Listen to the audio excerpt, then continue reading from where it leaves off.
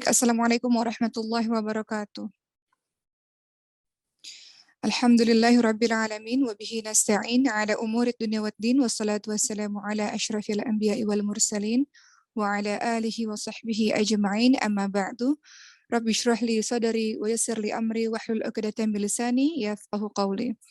Yang Uma hormati seluruh guru, pengurus, terkhusus seluruh asatidz, ustadzat di Maskan Hufad, santri-santri yang Uma sayangi, dan seluruh teman-teman yang hari ini bergabung di Zoom kali ini. Teman-teman yang sedang berkegiatan, Uma lihat masih ada juga sambil bekerja tapi sambil mendengar, Masya Allah. Ada yang sudah siap dengan pulpennya, Masya Allah. Alhamdulillah. Hari ini kita akan membahas mengenai persiapan dalam menyambut bulan suci Ramadan. Tidak terasa teman-teman sekalian, sekitar 2 minggu lagi, insya Allah kalau Allah berikan usia kepada kita, kita akan memasuki bulan suci Ramadan. Kalau ada umur, insya Allah. Dan tentu saja sebagai orang-orang yang beriman, maka dia ada amalan-amalan khusus. Kalau mungkin minggu yang lalu kita telah membahas mengenai bulan Sya'ban, dan apa yang kita lakukan di bulan Sya'ban, sedikit saja ulang bahwa bulan Sya'ban ini adalah bulan di mana Rasulullah SAW banyak sekali puasa-puasa sunnah. Bulan Sya'ban ini juga adalah bulan para pembacanya Al-Quran. Kita diminta untuk tidak lengah di bulan Sya'ban ini karena banyak orang-orang lalai di bulan Sya'ban. Kemarin kita juga sudah bahas bulan Sya'ban ini adalah batas teman-teman yang perempuan untuk membayar hutang puasa, sebagaimana Siti Aisyah radhiyallahu anha membayar hutang puasanya pada bulan Sya'ban. Berikutnya, sebenarnya setelah itu kita harus melakukan apa lagi? Baik teman-teman sekalian, seperti yang sudah kita tahu, bulan suci Ramadan ini bulan yang sangat utama dan paling utama dalam 12 bulan ini. Di bulan ini, seperti yang kita tahu juga bahwa Allah telah menjadikan amalan puasa sebagai sebuah kewajiban.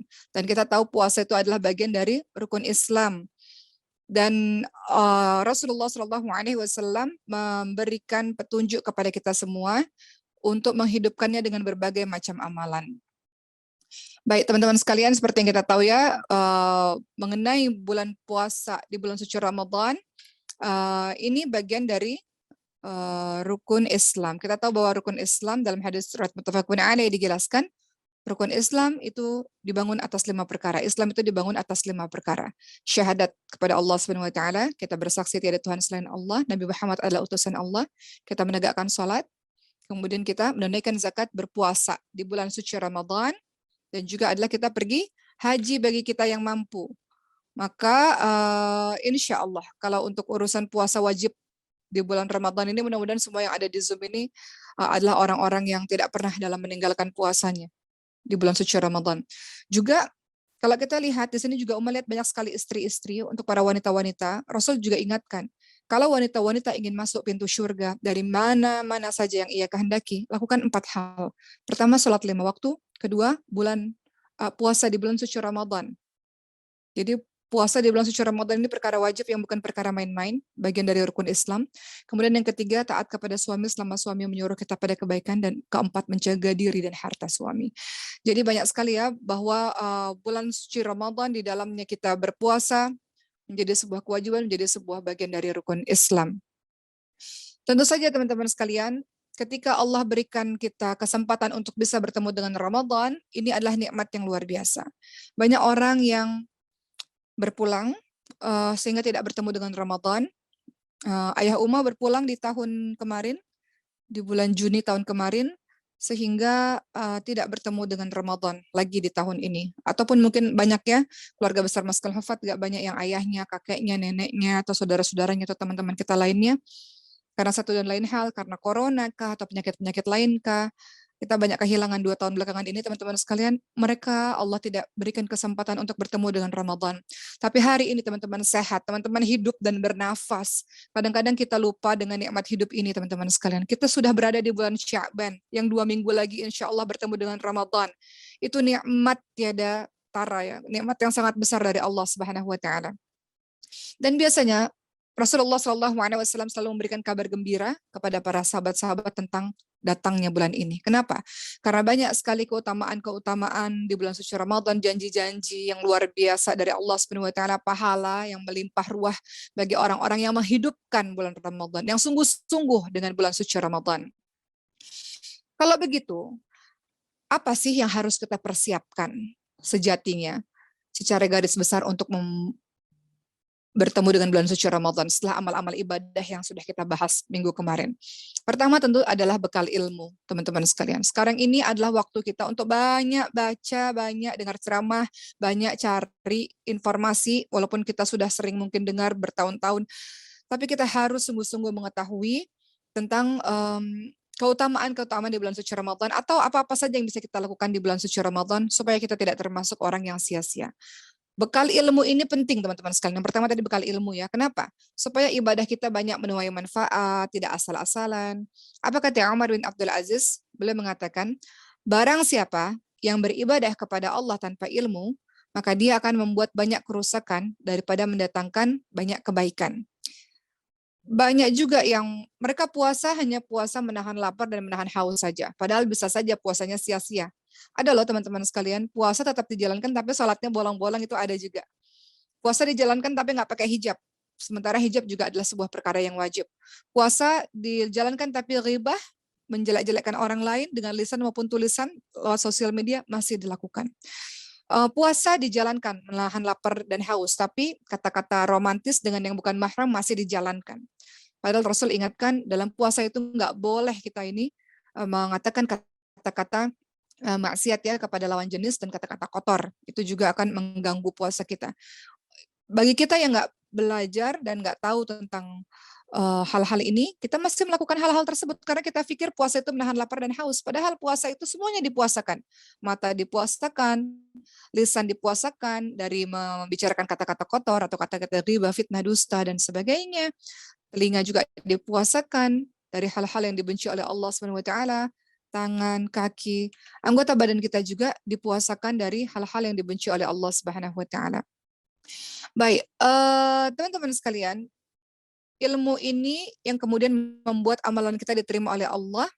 Kenapa? Karena syarat ibadah kita diterima oleh Allah ada dua hal. Yang pertama kalau kita lillah, yang kedua kalau kita mengikuti apa yang dicontohkan oleh Rasulullah Shallallahu Alaihi Wasallam. Atau kita lihat juga apa kata Al-Fudail bin Iyad ketika beliau berkata, ketika beliau dengar kalimat dalam surah Al-Mulk ayat 2, itu ada kalimat liyabluwakum ayyukum ahsanu amala. Allah itu menguji kamu, siapa di antara kamu yang paling baik amalannya. Maka apa kata Fudail bin Iyad? Beliau mengatakan, yaitu amalan yang paling ikhlas dan amalan yang sesuai dengan tuntunan Nabi Muhammad SAW. Itulah yang paling baik amalannya. Itulah yang diterima oleh Allah Subhanahu wa taala. Contoh-contoh teman-teman sekalian yang berkaitan dengan hal-hal di bulan suci Ramadan yang mungkin banyak kita tidak tahu. Dengan adanya ilmu, dengan belajar, maka kita tahu. Apa sih beberapa poin yang kita rasa itu nggak boleh padahal diperbolehkan dalam puasa kita. Pertama, teman-teman sekalian, ini contoh-contoh dari beberapa hal di bulan suci Ramadan. Pertama adalah masih boleh kita ketika sudah masuk waktu subuh, teman-teman masih dalam keadaan junub. Itu boleh, teman-teman sekalian. Dalam surah Al-Baqarah 187, Allah Subhanahu wa taala berfirman yang artinya dihalalkan bagi kamu pada malam hari di bulan puasa bercampur dengan istri-istri kamu dan makan minumlah hingga terang bagimu benang putih dari benang hitam yaitu fajar, kemudian sempurnakanlah puasa itu sampai datang malam. Jadi boleh teman-teman sekalian, teman-teman masih dalam keadaan junub ya, tapi kemudian sudah masuk waktu subuh, maka boleh untuk teman-teman berpuasa. Apa kata Imam Nawawi rahimahullah, sahabat sekalian? Jika seseorang berhubungan dengan istrinya atau dengan pasangannya sebelum subuh, lalu saat masuk waktu subuh dia masih dalam keadaan junub, maka dia boleh untuk lakukan puasa. Karena Allah Subhanahu wa taala mengizinkan kita untuk bersama dengan pasangan hingga terbit fajar, ya. Lalu diperintahkan untuk berpuasa. Jadi ini menunjukkan bahwa boleh saja seseorang yang hendak berpuasa sudah masuk subuh tapi dalam keadaan junub. Ya, Rasulullah Shallallahu Alaihi Wasallam juga pernah begitu teman-teman sekalian. Dalam hadis riwayat Muslim disebutkan Rasulullah pernah menjumpai waktu fajar di bulan Ramadan dalam keadaan junub. Kemudian beliau mandi dan tetap berpuasa dan melanjutkan puasanya. Dan ini juga berlaku bagi para perempuan-perempuan teman-teman sekalian ketika kita haid dan kita suci dari haid ya sebelum subuh, ya, boleh kita melanjutkan puasa walaupun kita baru mandinya ba'da subuh, itu boleh. Jadi ini yang pertama. Yang kedua yang juga kita harus tahu, Ini karena ilmu ya teman-teman sekalian. Maknanya kalau kita banyak baca, banyak dengar, jadi kita tahu apa-apa perkara yang kita bisa lakukan di bulan suci Ramadan. Yang kedua contohnya adalah waktu imsak. Biasa waktu imsak itu kita langsung stop. Padahal lagi makan, tiba-tiba kita stop, belum minum. Padahal waktu imsak itu masih boleh masih boleh makan, masih boleh sahur. Waktu imsak itu kapan sih? 10 menit sebelum azan biasanya teman-teman sekalian. Waktu imsak itu kan peringatan ya, peringatan untuk kita hati-hati gitu. Tapi sebenarnya di waktu imsak itu kita masih boleh makan. Ya, dalam surat Al-Baqarah 187 dikatakan demikian, maka minumlah hingga terang fajar bagimu, benang putih dan benang hitam yaitu fajar. Jadi kebiasaan Nabi Muhammad SAW, beliau mengakhirkan sahurnya, teman-teman sekalian. Kita ini mengakhirkan sahur, mengawalkan buka, begitu kan yang diperintahkan oleh Rasulullah SAW. Dalam hadis riwayat Bukhari Muslim dijelaskan, sahabat sekalian, dari Anas bin Malik radhiyallahu anhu, bahwasanya Zaid pernah makan sahur bersama dengan Nabi Muhammad Shallallahu Alaihi Wasallam. Dan ketika Zaid dan Rasulullah ini makan sahur, kemudian mereka berdiri untuk sholat. Dan kemudian Anas ini bertanya kepada Zaid, berapa jarak waktu antara makan sahur dengan waktu sholat? Kemudian jawab Zaid, yaitu sekitar seseorang membaca 50 ayat. Jadi maknanya teman-teman sekalian, poin yang kedua, yang juga kadang-kadang kita nggak tahu, tapi ternyata masih boleh dilakukan, adalah waktu imsak itu kita masih boleh makan. Artinya waktu imsak itu 10 menit sebelum subuh. Karena Rasulullah mengakhirkan sahurnya. Tapi hati-hati ya teman-teman sekalian, imsak itu adalah waktu peringatan buat kita untuk nggak terus-terusan menyepelekan imsak. Tapi maknanya imsak itu kita masih boleh makan. Kemudian yang ketiga, ini berkaitan dengan ilmu ya teman-teman sekalian. Tadi kita sama-sama bahas bahwa dengan adanya ilmu, jadi kita tahu tentang amalan-amalan yang kita lakukan di bulan suci Ramadan. Yang ketiga, banyak juga orang bertanya, boleh nggak sih gosok gigi di bulan puasa? Boleh nggak sih kumur-kumur atau masukin air dalam hidung? Maka kalau kita banyak baca dan mendengarkan banyak kajian-kajian keagamaan, hal-hal yang kita sangka nggak boleh ternyata masih boleh, yaitu apa? Yang ketiga, masih boleh kumur-kumur saat puasa. Boleh kita masukkan air dalam hidung, asal tidak berlebihan. Ketika teman-teman wudhu kan teman-teman masukkan air ke mulut dan masukkan air ke hidung, ya, asal tidak berlebihan. Begitu juga teman-teman sekalian, Nabi Muhammad SAW dan para sahabat juga berkumur-kumur dan masukkan air ke hidungnya ketika berpuasa dalam keadaan berwudhu, masih boleh. Apa kata Rasulullah? Bersungguh-sungguhlah engkau dalam menghirup air dalam hidung, kecuali pada saat engkau puasa. Artinya kumur-kumur boleh, sikat gigi silahkan, masukkan air dalam hidung ketika berwudhu pun silahkan, tapi tidak berlebihan. Keempat, nah ini juga penting banget nih. Ini kadang-kadang karena kita tidak banyak mendengarkan guru-guru kita, sehingga ketika waktu tarawih, kita tuh berpikir, oh kalau di masjid ini tarawihnya sekian rakaat, kalau masjid sana sekian rakaat. Saya maunya yang masjid ini 23 rakaat, sementara saya hanya 11 rakaat. Jadi setelah 11 rakaat atau setelah 8 rakaat tarawih, dia pulang, ya, tidak ngikutin imamnya. Atau dia katakan, oh saya nggak mau witir sama imam ini, karena nanti witir biar malam aja. Jadi dia nggak selesai sama imamnya. Padahal teman-teman sekalian, hati-hati. Bubar lebih dulu sebelum imam selesai sholat tarawih, akan menyebabkan kita luput dari pahala sholat semalam suntuk. Jadi ini juga hal yang penting, kita disunahkan untuk kalau sholat tarawih sampai akhir sama imam, supaya kita dinilai oleh Allah sebagai orang yang sholat semalaman. Ya, apa kata Rasulullah SAW dalam hadis riwayat An-Nasa'i, Tirmidzi dan Ibnu Majah? Siapa yang sholat bersama imam sampai selesai, sampai witir nih sampai selesai, maka ditulis untuknya pahala qiyam 1 malam penuh, pahala 1 malam penuh, pahala teman-teman menghidupkan malam 1 malam penuh. Jadi kalau imam melaksanakan sholat tarawih ditambah sholat witir, makmum pun harus mengikutinya menyelesaikan bersama dengan imam. Itulah yang tepat. Begitu teman-teman sekalian. Jadi Masya Allah, mudah-mudahan kalau kita tahu-tahu hal seperti ini, kita tahu, oh oke, imsak itu boleh, makan sahur diakhirkan boleh. Kemudian tarawih sampai akhir sama imam, kemudian gosok gigi, kumur-kumur segala macam boleh, tapi tidak berlebihan. Seperti itu teman-teman sekalian. Dan yang kelima juga, ya, yang juga kita harus hati-hati. Ini berkaitan dengan bekal ilmu kita ya teman-teman sekalian. Sholat tarawih itu yang super duper ngebut itu tidak sah. Karena banyak sekali kita lihat video-video atau mungkin di masjid-masjid tertentu yang sholatnya cepat sekali. Bagaimana bisa sholat itu diterima oleh Allah Subhanahu wa taala, teman-teman sekalian? Padahal Rasulullah menyuruh kita sholatnya dengan tumakninah, sholatnya dengan tenang. Pernah pada suatu ketika, sahabat-sahabat sekalian, ini kisah di zamannya Nabi, dari Abu Hurairah radhiyallahu anhu, Nabi Muhammad suatu ketika masuk ke dalam masjid. Kemudian ada seseorang yang juga masuk ke masjid. Kemudian beliau memberikan salam kepada Rasulullah SAW. Kemudian beliau sholat. Kata Rasulullah, ulangi sholatmu, engkau belum sholat. Kemudian orang itu melihat Rasul bingung kan, karena sudah selesai sholat, tapi mengikuti kata Rasul. Akhirnya beliau sholat lagi. Ketika beliau sholat lagi, Rasulullah katakan, ulangi sholatmu lagi, karena engkau belum sholat. Kemudian orang tersebut terus diminta oleh Rasul untuk mengulangi sholat. Akhirnya apa kata orang tersebut? Wahai Rasulullah, demi yang mengutus membawa kebenaran, aku tidak bisa melakukan sholat sebaik dari ini. Ajari aku sholat. Apa kata Rasul? Perhatikan teman-teman sekalian.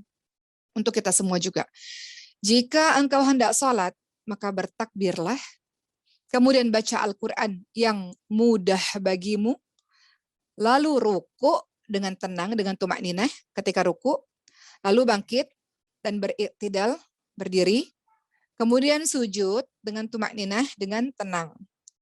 Kemudian bangkit dari sujud tersebut, duduk di antara dua sujud dengan tumakninah, dengan tenang juga. Kemudian sujud kembali dengan tumakninah lagi, dengan tenang. Kata Rasulullah, lakukan seperti itu dalam setiap sholatmu. Dalam hadis riwayat Bukhari Muslim. Jadi Rasul ingatkan kepada seorang ini, engkau itu belum sholat. Kelihatannya saja sholat, tapi engkau belum sholat. Disuruh diulang berapa kali sholat itu, karena sholat itu tidak diterima oleh Allah Subhanahu wa taala, karena tidak tenang dalam sholat.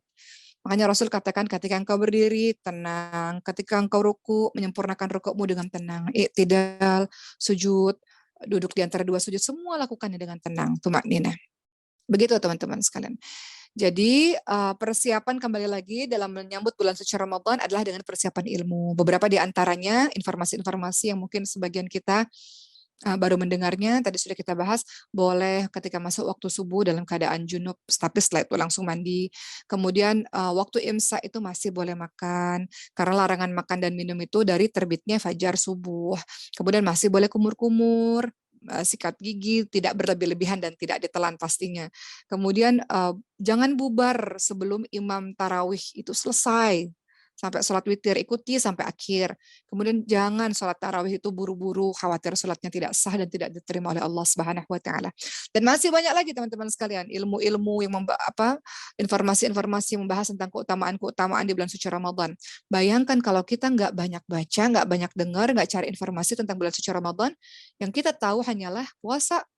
Ya sudah, sahur, puasa, makan gak minum, buka tarawih atau baca Quran, sekedar itu.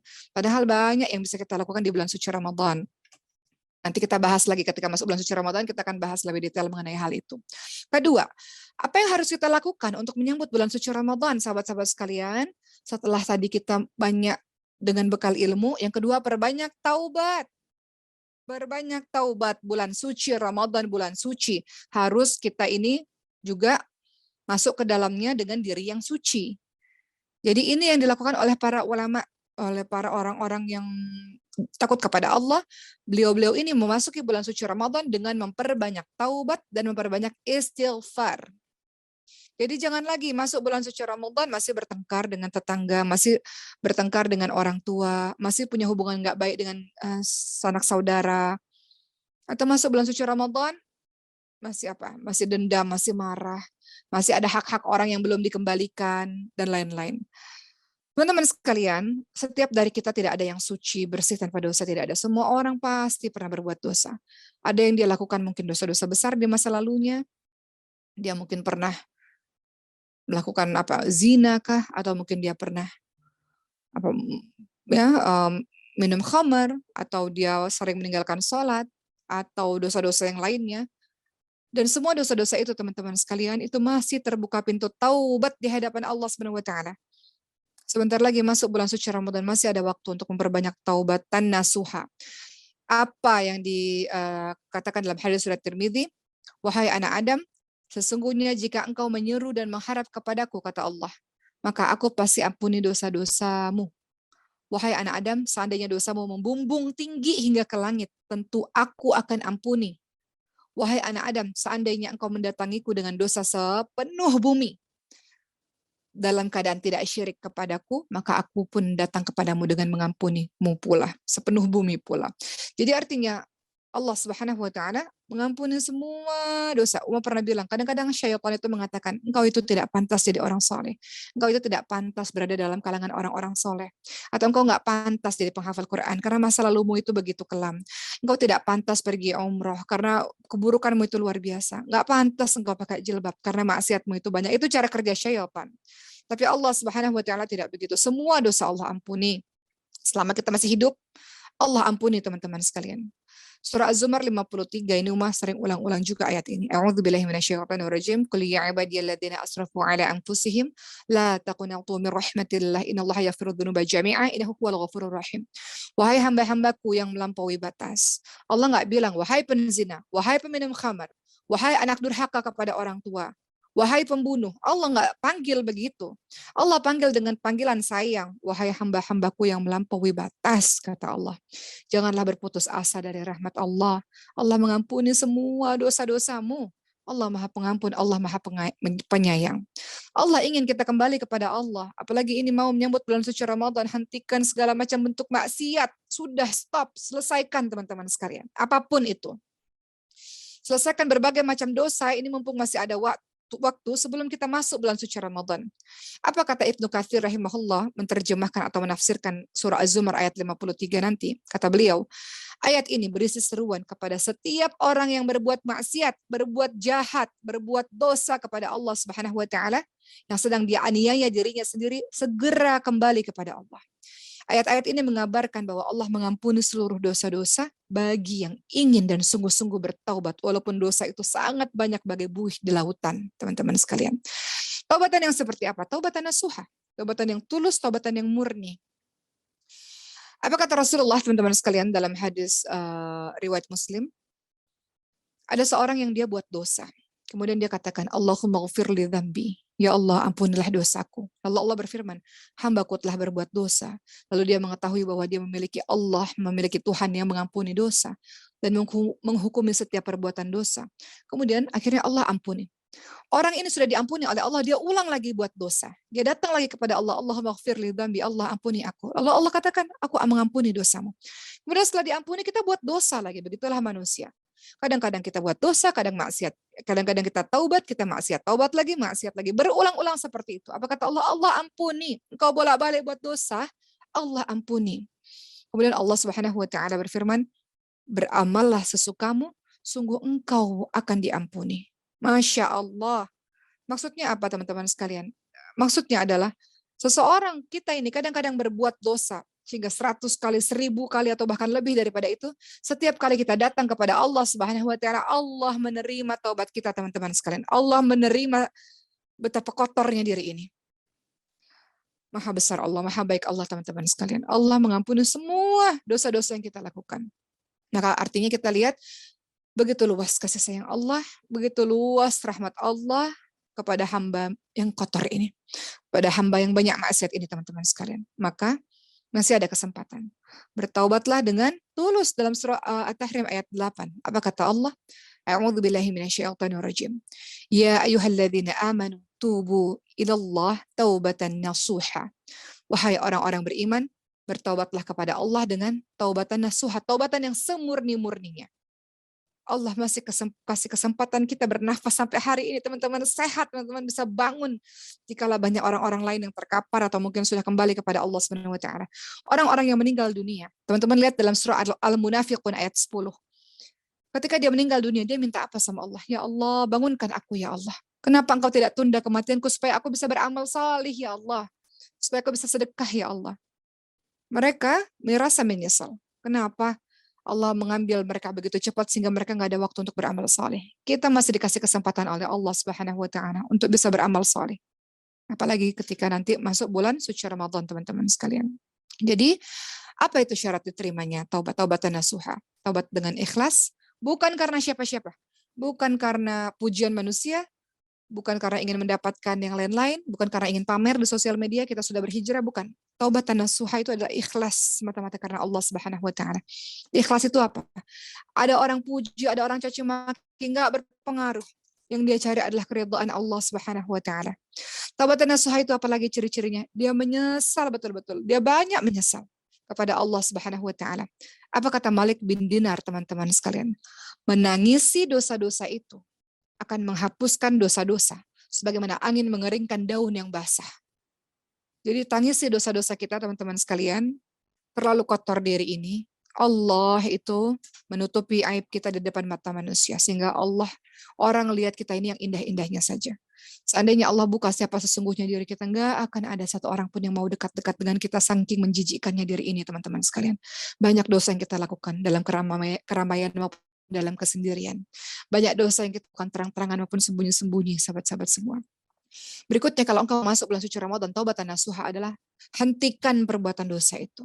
Tidak lagi terus-menerus melakukan perbuatan dosa. Kalau engkau sedang berada dalam keharaman, maka tinggalkan segera. Tinggalkan segera. Stop segala akses yang kira-kira membuat kita terjerumus dalam dosa itu lagi. Dan kita bertekad untuk nggak pernah mengulanginya lagi.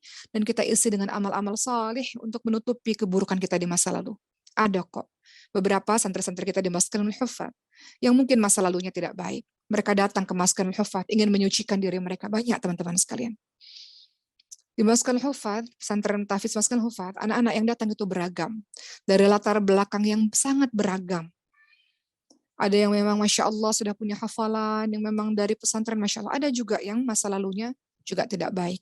Yang datang ke Maskanul Huffaz ingin jadi orang lebih baik. Ingin bertobat kepada Allah Subhanahu wa taala, ingin membersihkan dirinya, ingin mensucikan dirinya, ingin menjadi seorang ahlul Quran. Ada juga. Jadi silakan teman-teman sekalian dalam proses taubatan nasuha ya, diri kita yang kotor ini kita mau sungguh-sungguh kembali kepada Allah, kita mau Allah buat kita benci terhadap perbuatan dosa yang kita lakukan di masa lalu. Rabbana la tuzigh qulubana ba'da idh hadaitana wa hab lana min ladunka rahmah innaka antal wahhab.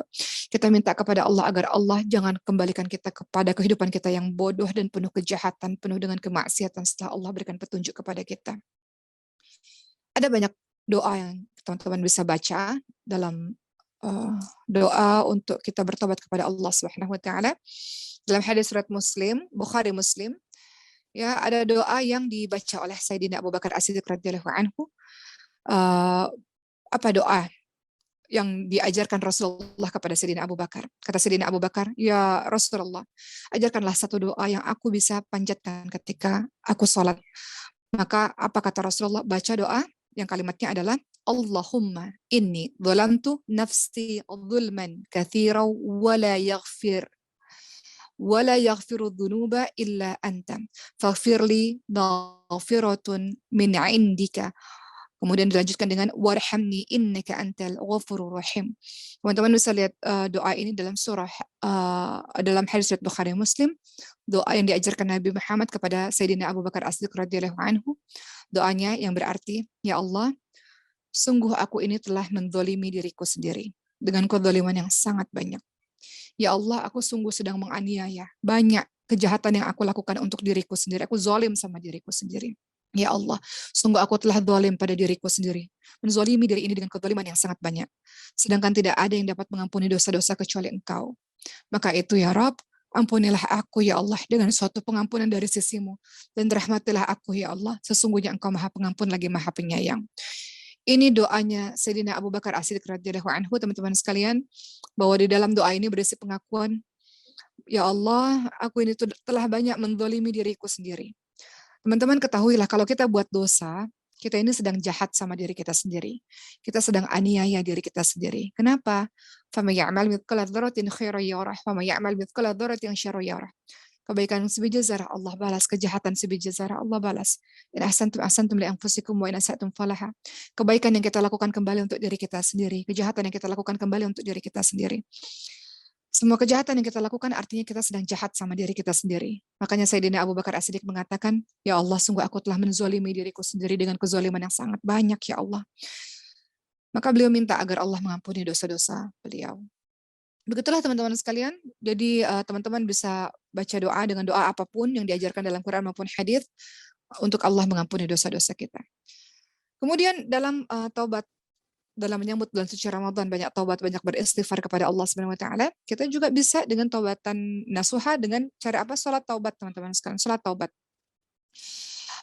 Dalam hadis riwayat Abu Dawud dan Ibnu Majah, sahabat-sahabat sekalian, Rasulullah SAW bersabda, tidaklah seorang hamba melakukan dosa, kemudian dia bersuci dengan baik, kemudian dengan dia berdiri melakukan salat 2 rakaat kepada Allah, dia minta ampun.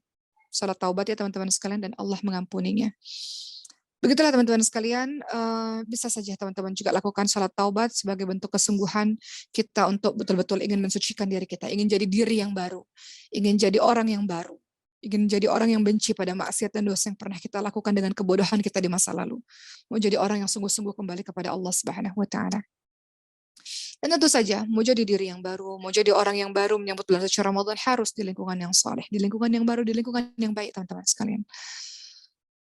Berikutnya, yang ketiga, dalam mempersiapkan bulan suci Ramadan, tidak hanya persiapan ilmu, tidak hanya banyak bertobat kepada Allah Subhanahu wa taala, kita mau sambut bulan suci dengan diri yang suci, mau jadi orang yang baru, buka lembaran baru, kehidupan yang kita lihat ke depan, kehidupan yang penuh dengan cahaya, insya Allah. Yang ketiga berikutnya adalah menuju bulan suci Ramadan, persiapannya adalah banyak memohon kemudahan kepada Allah Subhanahu wa taala. La haula wala quwata illa billah. Itu doa yang diajarkan Nabi Ibrahim alaihissalam ketika peristiwa Isra Mi'raj kepada Rasulullah. Tiada daya upaya kecuali pertolongan Allah. Kita mampu meninggalkan maksiat karena Allah. Kita mampu melakukan amal saleh juga karena pertolongan dari Allah Subhanahu wa taala. Kita minta kemudahan dari Allah Subhanahu wa taala untuk kita mampu untuk beramal saleh. Kenapa teman-teman sekalian? Kalau kita mengandalkan diri kita sendiri, maka ibadah-ibadah pasti akan sangat sulit untuk kita jalani. Kenapa? Karena diri kita ini sangat-sangat lemah. Sangat lemah. Kita ini pemalas. Kita ini manusia ini banyak berkeluh kesah. Kita ini kadang-kadang banyak nggak istiqomahnya. Jadi kalau mengandalkan diri sendiri nggak bisa. Kita mungkin tarawih 30 hari. Kecuali perempuan mungkin ada haidnya. Istiqomah tarawih kita nggak bisa. Kalau kita nggak minta tolong sama Allah agar Allah buat kita istiqomah dengan tarawih kita. Kita bertekad mau Ramadan, mau khatam. 1 kali, atau 2 kali, 3 kali khatam. Atau ada juga yang berkomitmen 7 kali khatam. Nggak akan bisa kalau engkau nggak minta tolong kepada Allah Subhanahu wa taala. Baru baca Quran sedikit kita ngantuk, kita tidur. Baru baca Quran sedikit gangguan dari orang-orang luar. Nggak bisa. Kadang-kadang kita lupa teman-teman sekalian. Kita lupa bahwa yang kasih kita kekuatan untuk menjalankan amal saleh itu adalah Allah. Jadi sungguh-sungguh minta sama Allah agar Allah bantu kita dalam beramal saleh. Kita bergantung kepada Allah, kita bertawakal kepada Allah dalam menjalankan ibadah di bulan suci Ramadan. Kita terus berdoa kepada Allah agar Allah jaga salat malam kita, agar Allah bantu kita untuk puasa, agar Allah bantu kita tergerak hati kita untuk berderma, bersedekah, agar Allah bantu kita untuk hati kita sungguh-sungguh ingin mengkhatamkan Al-Quran. Seperti itu teman-teman sekalian. Ya, jadi silakan teman-teman untuk berdoa kepada Allah agar Allah mudahkan segala macam ibadah-ibadah kita. Ada doanya yang kalimatnya adalah Allahumma la sahla illa ma ja'altahu sahla wa anta taj'alul hazna idza syi'ta sahla. Ini doa yang disebutkan dalam hadis riwayat Ibnu Hibban yang artinya adalah ya Allah, tidak ada kemudahan kecuali yang Engkau buat mudah, dan Engkau menjadikan kesulitan jika Engkau kehendaki pasti akan menjadi mudah. Jadi kita minta kepada Allah yang mudah itu akan menjadi semakin mudah, yang sulit Allah akan jadikan mudah bagi kita insya Allah. Begitulah teman-teman sekalian. Atau dalam hadis lain ya, dalam hadis riwayat Tirmidzi juga disebutkan ada doa, Allahumma inni as'aluka fi'lal khairati wa tarkal munkarat. Apa arti dari doa tersebut dalam hadis riwayat Tirmidzi? Doa ini artinya, ya Allah, aku memohon kepadamu agar mudah dalam melakukan kebaikan dan meninggalkan kemungkaran. Minta sama Allah. Kadang-kadang kita susah teman-teman sekalian. Ya, kadang-kadang kita susah dalam meninggalkan maksiat. Itu tuh sejatinya kerjaan syaitan begitu. Jangan pernah coba-coba. Sekali udah coba-coba susah.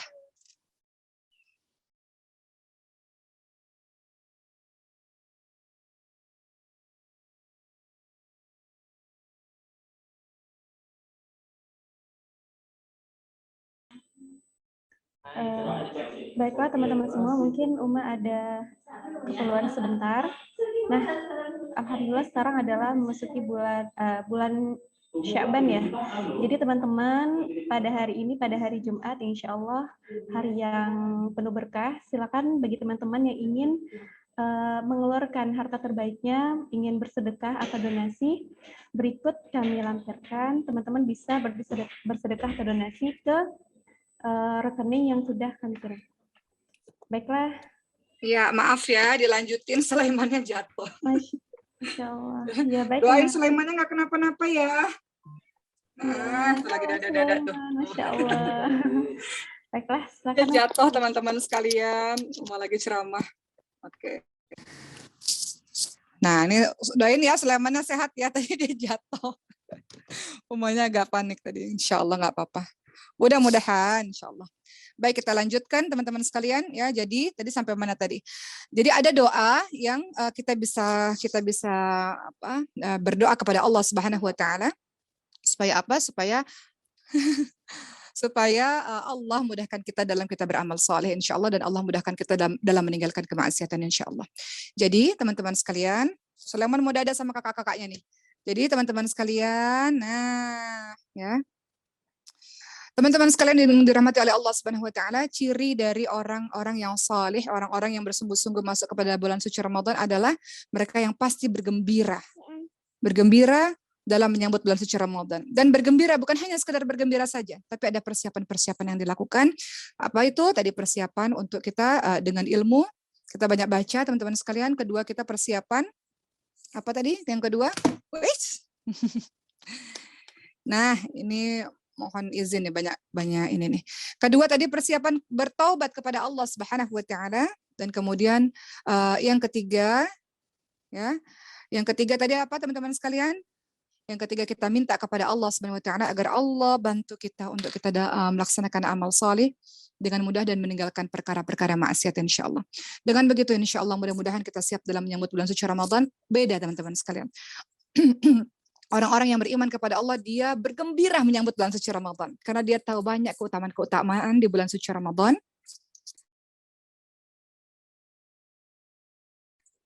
Kemudian orang-orang yang kedua adalah orang-orang yang biasa-biasa saja. Ada puasa di bulan suci Ramadan, dia biasa aja. Bulan suci Ramadan tidak ada, dia juga biasa-biasa saja. Nah, kita nggak mau juga jadi orang-orang yang seperti ini. Berikutnya, yang ketiga adalah orang-orang yang nggak suka datang bulan suci Ramadan. Dia sangat tidak suka dengan bulan suci Ramadan. Kenapa? Karena dia merasa bahwa dengan adanya bulan suci Ramadan, dia tidak bisa lagi melaksanakan berbagai macam maksiat-maksiat. Ya. Dan naudzubillah min zalik, kita tidak mau juga menjadi golongan yang seperti ini. Mudah-mudahan hari ini kita sama-sama bersemangat untuk kita bergembira dalam menyambut insya Allah 2 minggu lagi datang bulan suci Ramadan. Persiapkan rohiyahnya, persiapkan ibadah-ibadahnya, persiapkan ilmunya, persiapkan hartanya untuk kita mampu bersedekah lebih banyak di bulan suci Ramadan. Dan yang paling penting persiapan kesehatannya. Dengan sehat, insya Allah kita bisa berlari dan berlomba di bulan suci Ramadan, insya Allah. Baik, mungkin sekian daripada Uma. Terima kasih teman-teman semua. Uma akan ambil 1 atau 2 pertanyaan pada hari ini.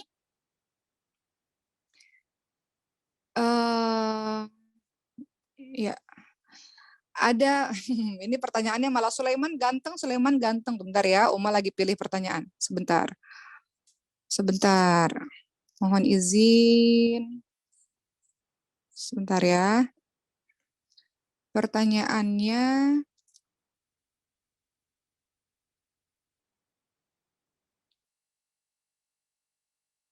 Oke.